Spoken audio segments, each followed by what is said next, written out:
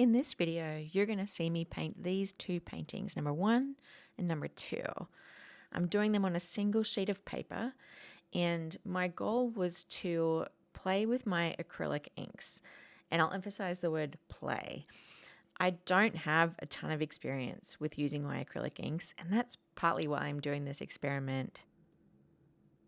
These acrylic inks have been staring at me from my cupboard for maybe about 12 months. I've slowly added to the collection because, I do like using the inks. And what I've mainly used them for to date is for, little play sessions like what I showed in my first 2 YouTube videos.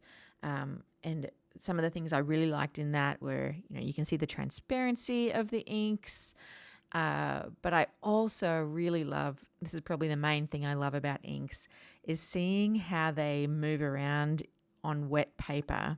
So doing wet on wet painting with them, they kind of take on a life of their own.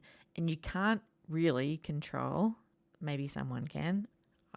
This is part of the appeal of it for me. You can't really control how they're going to move around on wet paper. So in this session, what I really wanted to do, and you might laugh at this after seeing what the paintings end up like at the start of the video, but I mostly wanted to experiment with putting layers and layers of transparent inks on watercolor paper. Maybe try to make some landscapey paintings or abstract. I didn't really have a goal in mind aside from I wanted to play with that transparency. So you can see in the top painting right now, I've already lost that transparency. It probably started from adding the white in there. It's fairly opaque. Also that yellow ochre in the bottom right of the palette paper there is also pretty opaque. And so that kind of shot my plan of doing some lovely transparent layering. And what you'll see me doing now is I'm reacting to what I've got on the paper. So old Renee probably would have already scrapped the top one. Failed. This is not what I wanted. I wanted to do these lovely, light, layered, transparent colors for this lovely ethereal feeling. And I've stuffed it up by adding the kind of olivey green color.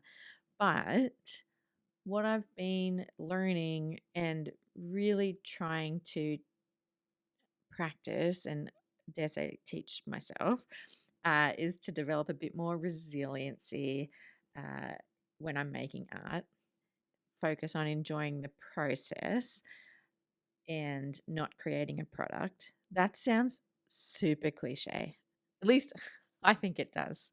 I can feel a different version of myself prior to filming this video, kind of rolling my eyes at enjoy the process. But if I wasn't enjoying the process, I would have already given up, especially on the top one there. Instead, what I'm doing, and you're going to watch this throughout the video, and this is what I really would love you to pay attention to if you take anything away from watching this, is part of the fun of creating pieces of art. I don't even know if I want to call them pieces of art.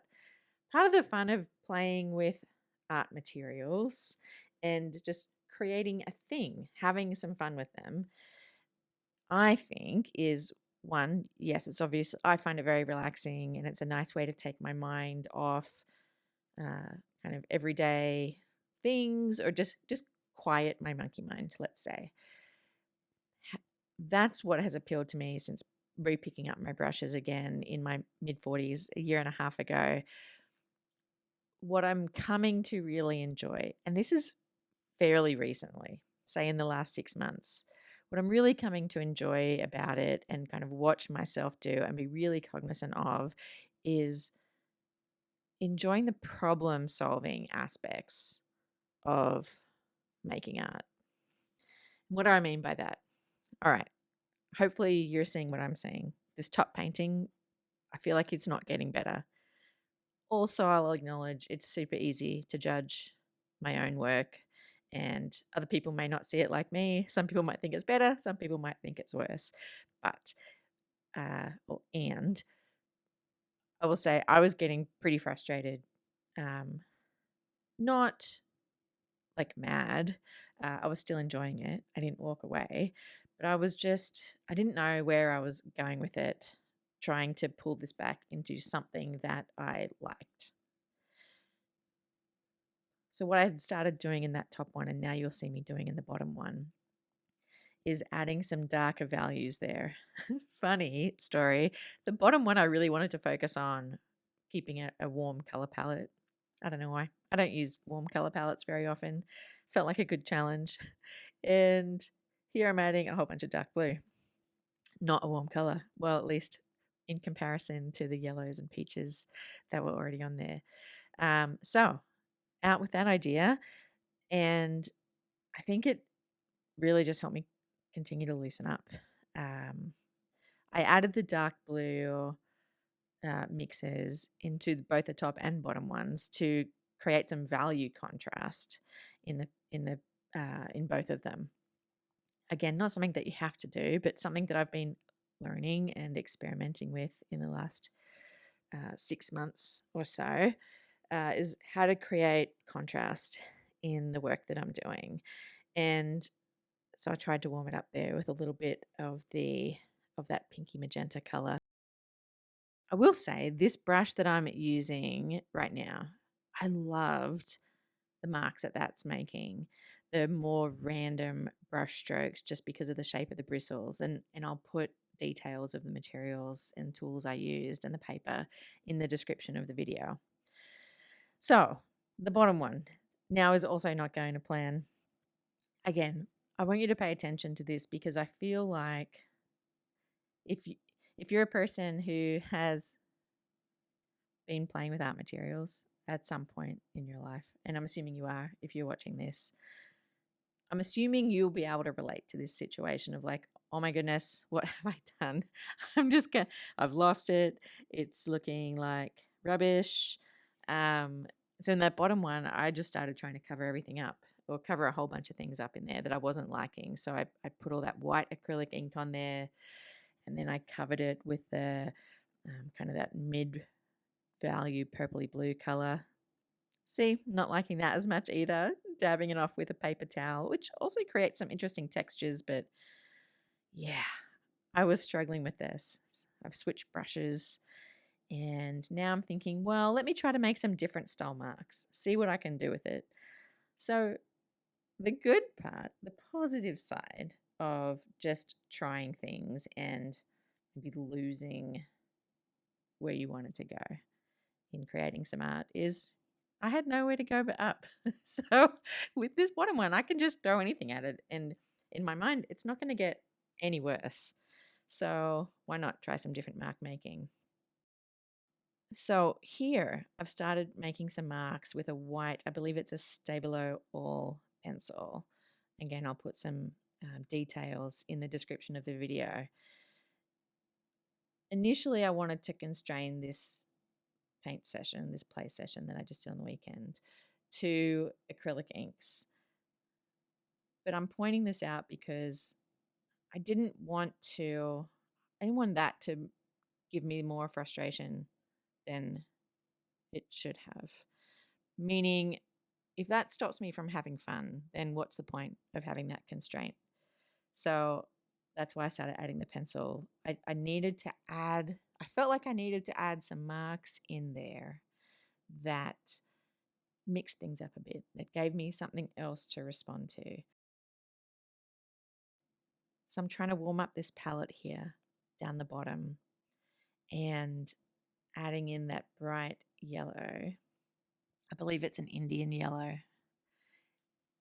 And I don't mind it in that bottom left corner, but on the right hand side of the page, wasn't loving it. And also you can see me here adding back in some darker values to create some contrast. At this point, I'm really thinking like, my goodness, anything I can do to this bottom one will not make it any worse. And I wasn't hating that dark blue, actually. you may have noticed from the few videos I've got on the channel so far, blues seem to be my comfort zone. I gravitate to them. It's not super intentional. I don't think. I've always liked blue ever since I was a kid. So I added those dark values in the top one too. And you can see me here now going, maybe it was a little bit too dark. How can I add some more contrast in there? So I started adding that white acrylic ink directly with the dropper. Now I'll give you a sneak peek of this problem that I've now created for myself in the top one that I just paused on. This is also the benefit of working on more than one piece at a time, because I can stop, let it dry, have a think about it while I work on something else without kind of obsessing over it. You'll see the focal point of that top piece that now kind of looks like two hills merging together, an intersection of two hills. The focal point is almost smack bang in the middle of the paper, and I didn't do it intentionally. It just kind of happened. Maybe I don't know if this happens to you, but it seems to happen to me all the time. I just play and I start putting things on, then all of a sudden I'm like, oh my goodness. So I've left that for future Renee in this play session to deal with while I moved on to the painting at the bottom. In the bottom one, I've tried to add back in some warm values and really brighten it up with adding more pink. And I'll tell you, in hindsight, now that I'm rewatching this video while I'm creating this voiceover, I don't hate the bottom one. I like what I've done with the pinks there, and pink normally isn't my color. Bright yellows are normally not my color. Maybe warm color palettes in general are not really something I've spent a lot of time playing with. And so I think some of my discomfort with that bottom piece is that it just felt new to me. I'm not used to playing with or kind of having warmer color palettes in my life, really, but especially in my art. And so you're going to see me continue to really wrestle with that one on the bottom, especially. And now that I'm looking at it, I kind of wish I had walked away from it at this point, because I kind of like it now that I'm looking at it. But alas, it no longer exists in real life. And you'll see what it ends up as. Well, you got a sneak peek of it at the start of this video. So in that top one, I'm going back and forth a little bit. Hopefully this is not too confusing. If it is, let me know and I'll adjust how I do these videos. But I'm now trying to solve the problem that I referenced earlier about the composition, trying to change up where that kind of unintentional focal point ended up by moving things around, by putting a bunch of white and covering things up. And then I changed tools here. This is a round brush it's a Princeton Catalyst brush, I believe. And adding back in some dark values here, light, dark, light, dark, light, dark. It's all part of the fun, right? Adding more and more layers. I really enjoyed starting to use this brush. I haven't used it that much before. I've used it a little with thicker body acrylic paints, not a whole lot. I often use flat brushes. I don't know why. But I really liked the way this brush felt when I was doing this. You can see there where I'm painting the top part, and I'm now adding in those deeper greens with the deeper blues. Obviously, this is far from where it started and where I wanted it to go with the transparent colors, but there was something about it that I was really starting to enjoy here, of those deeper colors. And I feel like there is some good like history or energy, or let's say depth coming through with all the layers that are underneath it. Maybe that's just me. Maybe I'm just wanting to believe that. But I wonder if I had have just created intentionally something like what you're seeing right now in the top painting, if I just had have created that straight onto clean paper, would it have looked as rich as I think it does now? I don't know. What I will say is that I don't know that I would have painted something like this straight onto white paper without having all those layers underneath. Because even though they were so different at the start and I had a very different intent, well, there's the first hint. I didn't intend to make anything like this, but this has come together from me responding to what was on the paper, whether I liked it or not. Whether I was covering something up or adding in some more contrast. Like, this is how it's come to be. So maybe I'm answering my own question. I don't think I would have been able to make something like this just straight onto white paper without having gone through this iterative process. Okay, so with that, I feel like I've done enough talking for now. There's still a fair bit of video here, but I think now you know what to look out for in this and to kind of watch the process unfold, where I keep experimenting, trying something new, cover up what I don't like, playing with contrasts. So you've already seen me do this, and you'll see me do it more as this video progresses, of adding in lights near darks or adding in more darks if I think it's getting too light. So if I can get especially lights and darks close to each other, they'll stand out more. So you'll see me doing some of that. I'll jump back in near the end of the video, but for now, I'll put on some music. And I hope you enjoy watching this painting process.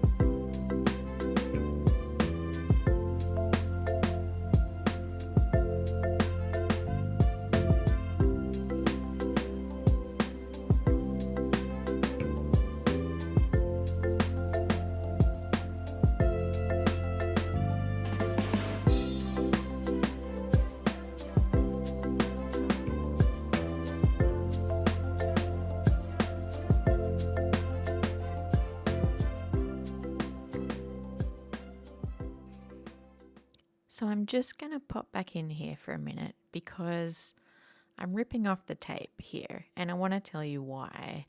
First, I think the bottom one looks fine right now. but I didn't think it at the time. And so I took the tape off to try to get a different look at it. What can I do? And in hindsight, I probably just should have left it. There's several times I could have walked away on each of these paintings, but I kept going. Maybe that's a lesson I need to learn, of walking away when I'm struggling and coming back with fresh eyes. But what you may have noticed, is that I pulled out some heavier body white acrylic paint. You can see it's heavier body because it's kind of keeping its shape there on the palette paper in the bottom right. And I pulled out that titanium white acrylic paint because it covers up way better than the acrylic ink. I did like using the acrylic ink in this experiment and this play session, but one of the things I struggled with, and that I need to learn just to embrace, is one of the characteristics it has of not being terribly opaque, or as opaque as a heavier body acrylic paint is, just because it's so fluid. And because I was struggling so much with this bottom one, I didn't know what else to do. So I just pulled out the white acrylic paint, as I remind myself, it's just paper. And so at this point, I just didn't know what to do. I'd been scraping into it, as you saw. So I smushed the palette paper into it just to, why not? To see if it would give me something else to respond to. And it kind of did. Did I lose some of the cool things that were already on there that, in hindsight, I kind of liked with those warmer colors? Yes. But you know what? It's still worthwhile experiment for me, because I'm learning throughout it. So I'm still putting more ink on here, and it's a thicker paint surface to be able to blend into, because it's now got that heavier body white acrylic paint. And as I noted earlier in this video, I didn't want to constrain myself so much that it caused frustration. So because at the time I felt like this bottom painting was going nowhere, I pulled out the thicker body paint just to cover it up and get something new to respond to. Would I have done the same thing today? Probably not. But this whole play session, this whole exercise I did, was to learn more about acrylic inks, to try new things, and to be honest, just have some time being creative. It is my way to unwind. And did I achieve that? Yes. So has this whole exercise been a success? I'd say yes. And I hope, if there's nothing else you take away from this, I would love you to think about, how can you get to know your art materials, whatever they may be? How can you get to know them better? And how can you give yourself some grace and practice being as curious as you can when you're playing with your art materials, so that you keep trying? Don't get frustrated. Keep experimenting and seeing what you can do. So let me know in the comments if this has been helpful, if you like these kind of videos. Here's where those paintings ended up. I actually really like how this one worked out, way better than I anticipated, and I think way more interesting than it would have been if I had just focused on making some little transparent overlay type paintings. And this one, I will tell you, I didn't love it even at this point when I'm showing it to the camera, but now that I'm looking at it in the video, I find it really interesting. I do like the composition. I really like the colors. Maybe I'd love for there to be a little bit more of the warm colors peeking through, but I can try that some other time. So I hope you really enjoyed these, and go have some fun playing with your art materials. See you next time.